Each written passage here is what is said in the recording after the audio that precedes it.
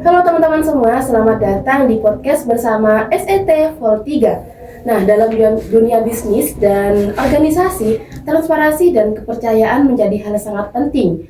Menariknya, salah satu proses yang berperan sangat besar dalam menjaga hal ini adalah audit, yang justru dianggap kompleks dan menakutkan bagi sebagian orang. Padahal, di balik persepsi itu, audit ini memiliki peran yang sangat luas dan relevan, apalagi di tengah perkembangan teknologi yang pesat saat ini. Nah, di episode kali ini kita akan membahas dunia audit secara mendalam, mulai dari gambaran profesinya, penggunaan AI dan teknologi, serta tantangan baru seperti fraud di era digital. Bersama saya, Ella Safila Putri, dan narasumber hebat kita, yaitu Bapak Adi Dermawan. Baik, selamat datang Pak Adi. Terima kasih. Baik, apa kabar Pak Adi? Alhamdulillah, segar hari ini ya. Alhamdulillah. Baik Pak Adi, jadi teman-teman, Pak Adi ini merupakan seorang praktisi hebat di bidang audit yang kali ini akan memberikan ilmu kepada kita semua. Baik Pak Adi, apakah bisa langsung dimulai? Oke, silakan. Baik, sebagai pembuka ya Pak Adi, jika Bapak diminta menjelaskan apa itu audit kepada seorang yang belum memiliki latar belakang akuntansi, bagaimana Bapak akan menjelaskannya dengan bahasa yang mungkin sederhana dan mudah dipahami, Pak? Oke, jadi audit itu sebenarnya sederhana ya. Audit itu memeriksa gitu ya. Apapun yang Anda periksa itu proses audit gitu ya. Misalnya saudara memeriksa masakan yang sedang digoreng, itu sebenarnya audit terhadap proses suatu menggoreng tempe misalnya. Nah, itu audit. Nah, tetapi di dalam profesi ini audit itu lebih sering dikaitkan dengan laporan keuangan. Nah, jadi audit di sini ya memeriksa, yang diperiksa apa, laporan keuangan gitu ya. Nah, itu dengan dengan teknik-teknik tertentu gitu ya, dengan berdasarkan standar-standar tertentu. Nah, itu adalah gambaran dari suatu audit. Jadi intinya yang penting ada kegiatan memeriksa atau mempertanyakan, itu masuk kategori sederhana dari pengertian suatu audit. Baik Pak, mungkin lanjut ke pertanyaan selanjutnya ya Pak Adi. Di masyarakat kan masih terdapat berbagai persepsi mengenai profesi auditor. Nah, menurut Bapak, apa salah satu miskonsepsi yang paling sering ditemui mengenai profesi ini, Pak? Oke, auditor itu sering dianggap orang yang cari-cari kesalahan gitu ya, cari masalah lah itu ya, sering dilihat seperti itu gitu ya. Nah, mengapa kok sampai terjadi anggapan seperti itu gitu ya? Karena di dalam proses pekerjaannya ya memang membandingkan sesuatu dengan rule atau aturan, itu kan ya pasti kemungkinannya temuannya adalah orang ini sesuai atau tidak sesuai gitu kan ya. Kalau tidak sesuai biasanya dianggap dengan bersalah. Nah, makanya kalau apa yang ada di masyarakat umum, oh berarti kalau auditor datang ini cari-cari masalah ini. Nah, itu anggapan-anggapan yang sering muncul gitu ya, yang sering ditemui auditor saat melakukan pekerjaan gitu ya. Berarti auditor ini dianggap sebagai pekerjaan yang mencari masalah ya Pak, padahal dasarnya auditor ini mencari data yang valid, seperti itu ya Pak? Ya, sebenarnya mencari data dan informasi yang valid untuk membuktikan bahwa apa yang Anda susun, laporan keuangan yang Anda buat itu sesuai dengan aturannya. Nah, itu kalau temuannya itu adalah sesuai kan ya nggak ada masalah gitu kan ya. Iya. Nah, seperti itu. Oke Pak, lanjut ya Pak. Menurut Bapak, adakah bagian dari pekerjaan auditor yang sebenarnya sangat penting tetapi belum banyak diketahui oleh masyarakat? Oke, jadi umumnya orang melihat auditor itu ya meriksa gitu ya, pergi dari satu tempat ke tempat lain gitu ya. Nah, yang mungkin orang belum paham gitu ya, bahwa auditor itu juga ada konsekuensinya dari pekerjaannya gitu ya. Nah, kalau pekerjaannya bagus, berkualitas, maka diakui masyarakat bahwa audit ini menghasilkan sesuatu yang berefek baik gitu ya. Tapi saat audit ini menghasilkan sesuatu yang apa ya, dilihat masyarakat itu agak aneh gitu ya. Nah, mungkin banyak fenomena yang saudara lihat ya, di mana pemerintah biasanya. Iya. Nah, itu opininya WTP kok ada bulan depannya ada kepala daerah ditangkap gitu karena korupsi. Nah, itu kadang-kadang juga ini ya. Nah, itu mengganggu juga bagi auditor itu ya. Nah, itu menyebabkan gitu ya. Ya tadi itu nggak dilihat sisi itu. Kadang kalau ada peristiwa seperti itu, auditor itu juga akan ditanyai hasil pekerjaannya terkait dengan masalah itu gitu ya. Nah, itu yang mungkin jarang ya orang lihat gitu ya. Iya Pak, betul. Oke Pak Adi, menurut Bapak sendiri nih, apakah penting bagi masyarakat umum, termasuk mahasiswa dari berbagai bidang, untuk memiliki pemahaman dasar mengenai audit meskipun nantinya tidak berkarir di bidang auditor Pak? Oke, kalau untuk yang mau berkarir sebagai auditor, oke ya pasti ya teknik-teknik, metode, kemudian prosedur itu kan mereka harus kuasai. Tapi kalau kita bertindak sebaliknya menjadi orang yang diaudit, nah, paling nggak tahu sudut pandang ya. Jadi kalau auditor datang itu sebenarnya yang dicari itu ya bukan masalah gitu ya. Yang dicari itu adalah bagaimana seorang auditor itu menemukan informasi atau data untuk memvalidasi apa yang sudah dilaporkan. Itu ya. Jadi paling tidak kalau kita memahami audit, meskipun kita bukan auditor, paling nggak sudah tahu lah kalau auditor datang, paling auditor ini mintanya atau carinya data-data ini loh. Jadi sehingga saya bisa dapat segera memenuhi dan ya nanti laporan saya itu oke gitu lah ya, didukung oleh data dan informasi gitu. Baik Pak Adi, mungkin bisa dilanjut. Perkembangan teknologi dan otomatisasi telah membawa banyak perubahan dalam berbagai profesi Pak Adi. Nah, menurut Bapak, bagaimana perkembangan tersebut mempengaruhi pekerjaan auditor saat ini? Apakah lebih banyak memberikan kemudahan atau justru menghadirkan tantangan baru? Oke, dua-duanya yang mungkin bisa dihadapi, ada tantangan baru, ada juga benefit yang bisa diambil dari perkembangan teknologi ini. Nah, kalau saya melihatnya lebih ke ini ya, lebih sisi positif ya dari benefitnya. Jadi perkembangan teknologi ini cukup membantu ya. Kalau saya mulai berkarir itu sekitar 20-an tahun yang lalu, nah itu perkembangan teknologi dari waktu ke waktu itu kan mungkin perkembangannya tidak terasa lompatan yang tinggi karena saya ngikutin ya dari mulai zaman kalkulator, kertas kerja ditulis pakai pensil, akhirnya diketik di komputer dan seterusnya. Kemudian untuk sampling itu juga masih manual gitu ya. Kemudian dalam perkembangannya semua itu dipermudah, munculnya maksudnya ini ya komputer yang sudah sangat banyak gitu ya. Dulu laptop itu jarang gitu ya. Nah, kemudian muncul Excel dan lain-lain yang banyak fungsinya bisa membantu gitu ya.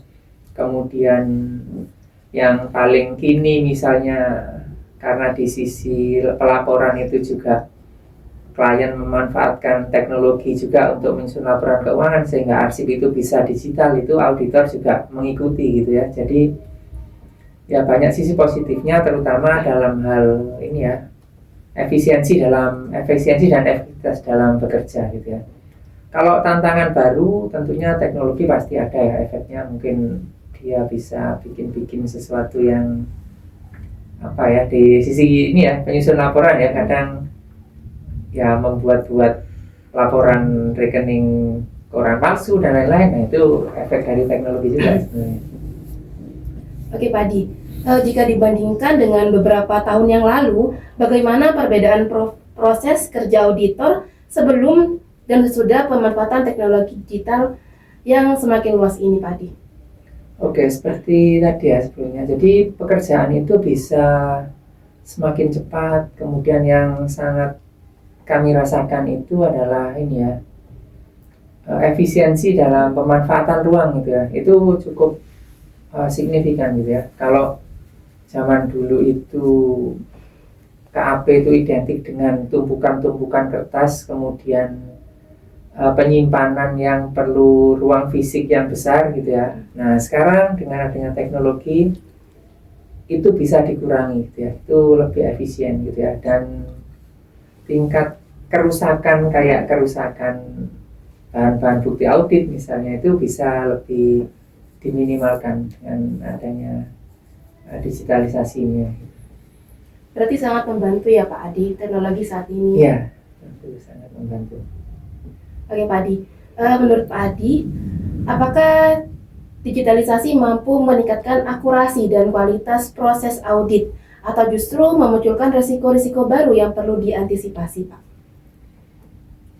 Oke, kalau digitalisasi itu lebih ini ya, lebih bisa membantu ya akurasi, terutama alat-alat ini ya, alat-alat misalnya untuk sampel, alat-alat untuk pemrosesan data. Nah itu cukup membantu ya, cukup membuat auditor itu semakin yakin dengan misalnya sampel memilih 10 itu dasarnya bahwa ada metodenya diolah dengan tools tertentu di komputer. Nah itu tentunya lebih memberikan keyakinan gitu ya pada auditor dalam menjalankan prosedurnya itu ya.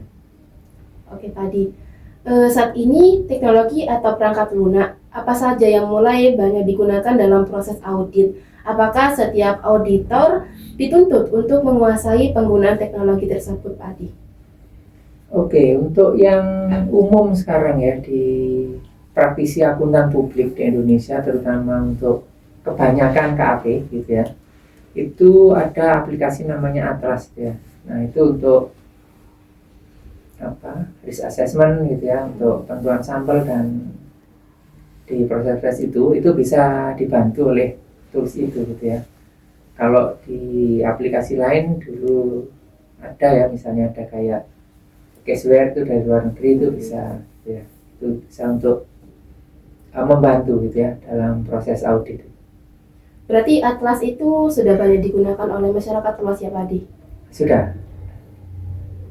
Berdasarkan pengalaman Bapak, apakah sebagian besar perusahaan di Indonesia sudah memiliki sistem digital yang memadai untuk proses audit?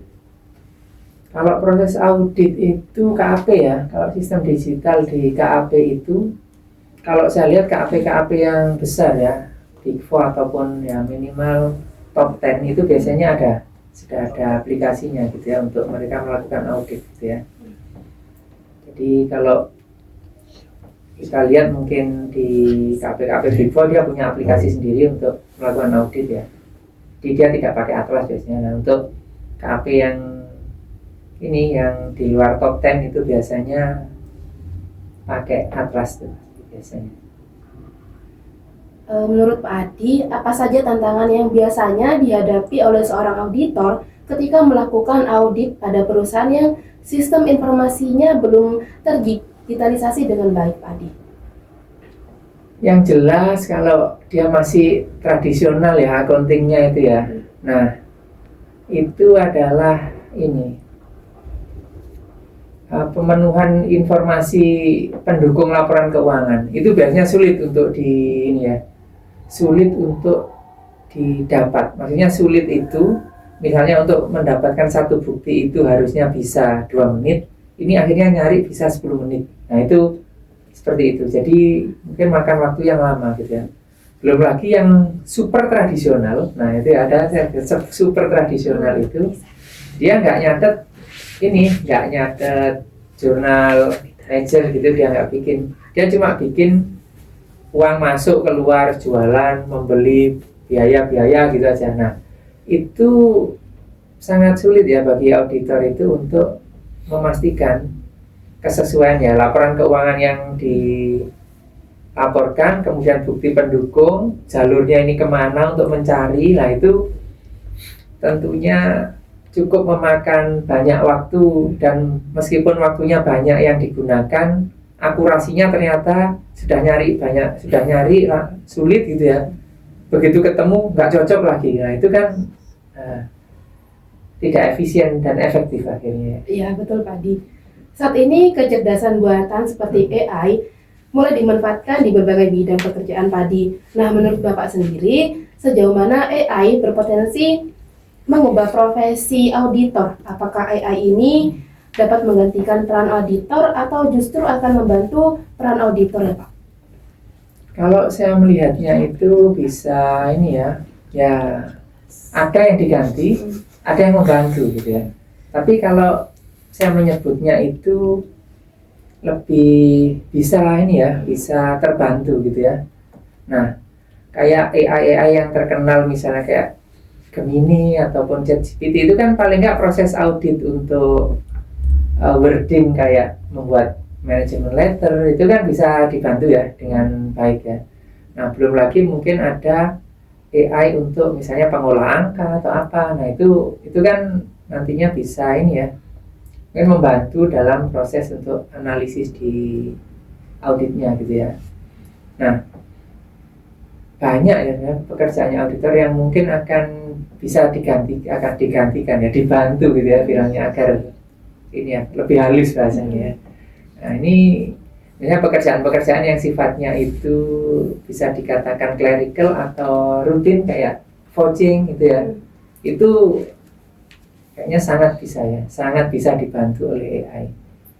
Berarti bahasanya AI ini membantu ya Pak, bukan menggantikan peran auditor seperti itu ya Pak? Ya, membantu. Karena kayak yang pemberian opini, nah itu tidak bisa diganti karena di dalamnya ada ini ya, judgement profesional itu dari pengalaman, kemudian dari ya pertimbangan-pertimbangan yang sifatnya manusia itu ada di sana. Menurut Bapak, bagian mana di proses audit yang paling memungkinkan untuk diotomatisasi oleh AI? Ya kayak personalities, nah itu cukup bisa ya sangat mungkin untuk dibantu ya. Kalau kita lihat dari beberapa cara untuk personalities itu untuk AI ya pasti sangat bisa membantu gitu ya. Kemudian vouching itu pasti bisa dibantu oleh AI karena ini akan mudah lah untuk mengidentifikasi ini bukti ini diidentifikasikan oleh AI ini yang transaksi apa, yang dibeli apa, jumlahnya berapa, rupiahnya berapa itu sangat bisa gitu ya. Oke Pak Di, sebaliknya aspek apa dalam pekerjaan auditor yang menurut Bapak tetap membutuhkan penilaian dan profesionalisme manusia sehingga sulit digantikan oleh teknologi Pak? Sebenarnya kalau itu penilaian risiko yang sifatnya masih kualitatif itu memang tidak bisa sepenuhnya lah dibantu oleh AI gitu ya. Kemudian opini, pemberian opini itu tidak bisa sepenuhnya dibantu oleh AI. Kalau AI membantu menghitungkan tingkat salah sajinya berapa sehingga nanti opininya menurut AI prediksinya apa itu bisa, tetapi opini terakhir yang tidak bisa digantikan yaitu ya opini yang akan benar-benar dikeluarkan itu pasti memerlukan banyak pertimbangan manusia. Oke baik Pak Di. Seiring berkembangnya teknologi digital, pola dan metode fraud juga mengalami perubahan. Nah, menurut Bapak, bagaimana perbedaan karakteristik fraud saat ini dibandingkan dengan beberapa tahun yang lalu? Oke, fraud ini sangat berkembang seiring teknologi gitu ya. Dulu itu pada masa-masa dulu fraud itu misalnya ada orang misalnya pengeluaran nggak dicatat atau uang masuk dipakai dulu, nah itu kan biasanya kan itu ya terjadi ya. Nah, kalau sekarang fraud itu karena banyak ya teknologi misalnya untuk membuat bukti aja mirip itu kan bisa kan ya, bahkan AI meniru suara itu kan bisa ya, apalagi meniru gambar gitu ya. Nah, membuat bukti palsu itu sekarang kayaknya sudah sangat cukup mudah gitu ya. Nah, itu yang perlu ini ya sedikit diwaspadai oleh auditor ya terkait dengan itu. Oke Pak Di, ini mungkin pertanyaan terakhir ya Pak Di. Apa yang menyebabkan fraud di era digital ini menjadi lebih sulit dideteksi dibandingkan dengan fraud yang terjadi pada sistem konvensional, Pak? Oke, karena alatnya semakin banyak ya, AI dan lain-lain dan teknologi itu kan semakin banyak. Karena alat yang digunakan semakin banyak, maka ini cara untuk melakukan fraudnya juga semakin bermacam-macam gitu ya. Nah, itu yang perlu nanti direspon oleh auditor agar jika terjadi fraud seperti ini, maka cara mendeteksinya seperti ini. Nah, itu mungkin karena alatnya sudah sangat banyak, sehingga itu fraudnya itu juga kemungkinan juga mengikuti jumlah alatnya gitu ya. Gitu. Oke Pak Di, mungkin sesi diskusi sampai di sini dulu. Semoga diskusi ini dapat memberikan gambaran yang lebih jelas mengenai dunia audit, sekaligus membuka perspektif baru, khususnya bagi mahasiswa atau generasi muda. Terima kasih juga kepada Pak Adi sudah memberikan insight atau membagi pengalaman Pak Adi secara langsung. Dan terima kasih juga kepada teman-teman yang sudah menonton, dan sampai jumpa di episode podcast bersama SET di episode selanjutnya.